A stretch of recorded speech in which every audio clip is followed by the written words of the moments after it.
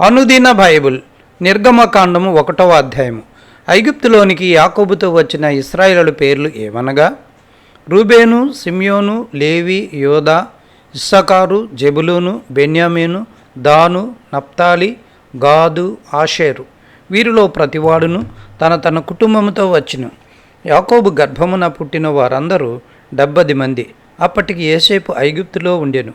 యోసేపును అతని అన్నదమ్ములందరూ ఆ తరము వారందరూ చనిపోయేరి. ఇశ్రాయేలీయులు బహు సంతానము గలవారై అభివృద్ధి పొంది విస్తరించి అత్యధికముగా ప్రబలిరి. వారున్న ప్రదేశం వారితో నిండి ఉండెను.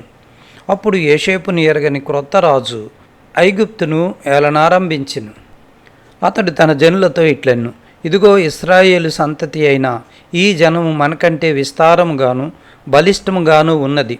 వారు విస్తరింపకుండినట్లు మనము వారి ఎళ్ళ యుక్తిగా జరిగించుదాము రండి. లేని ఎళ్ళ యుద్ధము కలిగినప్పుడు కూడా మన శత్రువులతో చేరి మనకు విరోధముగా యుద్ధము చేసి ఈ దేశములో నుండి వెళ్ళిపోదురేమో అనెను. కాబట్టి వారి మీద పెట్టిన భారములలో వారిని శ్రమ పెట్టుటకు వెట్టి పనులు చేయించు అధికారులను వారి మీద నియమింపగా వారు ఫరో కొరకు ధాన్యాదులను నిలవ చేయు పీతోము, రామసేను అను పట్టణములను కట్టిరి. అయినను ఐగుప్తీయులు వారిని శ్రమ పెట్టిన కొలది వారు విస్తరించి ప్రబలిరి కనుక వారు ఇశ్రాయేలు ఎళ్ళ అసహ్యపడిరి. ఇశ్రాయేలు చేత ఐగుప్తీయులు కఠినముగా సేవ చేయించుకొనిరి. వారు ఇశ్రాయేలు చేత చేయించుకొనిన ప్రతి పనియు కఠినముగా ఉండెను. వారు జిగటమంటి పనిలోను ఇటుకల పనిలోను పొలములో చేయి ప్రతి పనిలోను కఠిన సేవ చేయించి వారి ప్రాణములను విసికించిరి.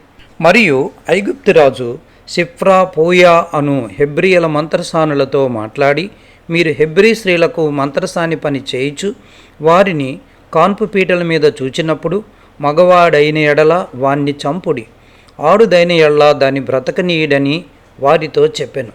అయితే ఆ మంత్రసానులు దేవునికి భయపడి ఐగుప్తు రాజు తమకు ఆజ్ఞాపించినట్లు చేయక మగపిల్లలను బ్రతకనీయగా ఐగుప్తు రాజు ఆ మంత్రసానులను పిలిపించి, మీరెందుకు మగపిల్లలను బ్రతకనిచ్చితిరి?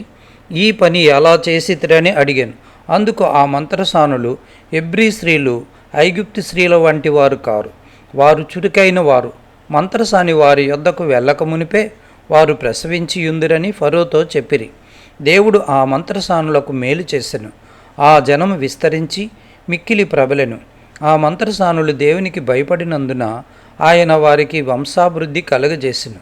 అయితే ఫరో హెబ్రీలలో పుట్టిన ప్రతి కుమారుని నదిలో పారవేయడి, ప్రతి కుమార్తెని బ్రతకనీయుడి అని తన జనులందరికీ ఆజ్ఞాపించెను.